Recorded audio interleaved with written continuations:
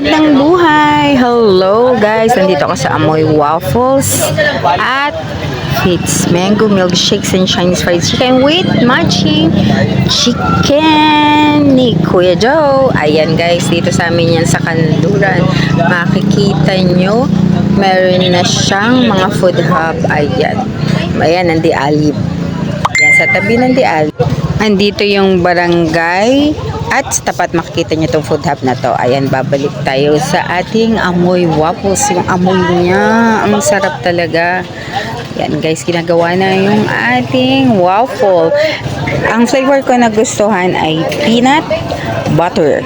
Ayan, pero meron siyang choices tin, wahap tin, thick. Yan, makikita nyo ng cream, peanut butter, iba't ibang flavor.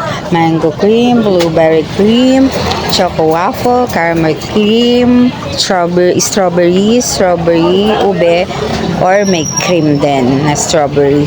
Ayan, nauutal na tayo. At pagod na magluto ng lomi. Ayan.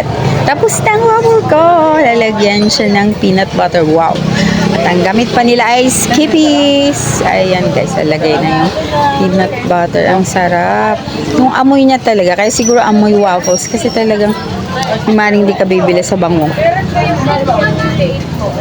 Yan, nilagyan niya ng thin na peanut butter.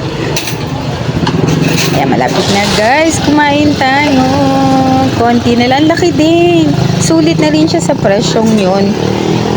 Kasi ang laki niya eh. Parang pang-apat na tao kasi konti lang naman ako kumain eh. Yung matitira kasi bibigay ko sa anak ko. Iniintay ko. Alam kong kakain yan. At ayan. Anong susunod niya ilalagay? Ay, maybe it's the... Ayan na. Kinukuha na niya. Alam ko kung ano yan guys. Cream yan. Ayan, tama nga. Nakikita nyo guys yung may ilaw sa likod. Meron siya dito ng tambayan paggabi. Kaya yung mga bata makakakain na, makakatambay pa. Kasi malapit din dito yung school ng anak ko. Kaya inaantay ko. Kaya nandito ako. Nakita ko kasi may waffle. Ngayon ko lang ito nakita ang offer. Yan, ang galing-galing naman ilagay. Ang cream, nakakagutom na. Yan. Mukhang iaabot na sa akin. Naantayin ko na. Pero hindi inabot sa akin. Saan kaya ako dadalhin? Okay. Pupunta ako doon sa gilid. Okay, sundan natin. Parang medyo pinahirapan pa ako ng konti. Ayan. Ayan. Diyan nilagay. So, diyan ako kain. Ang ganda naman ng likod nito. Tambayan talaga ng mga estudyante. Mga teacher. Ayan. Nakikita nyo kung gaano kaganda ang view kumain dito at subukan na natin tikman ang kanilang waffle. Ayan. Ayan guys, tikman natin.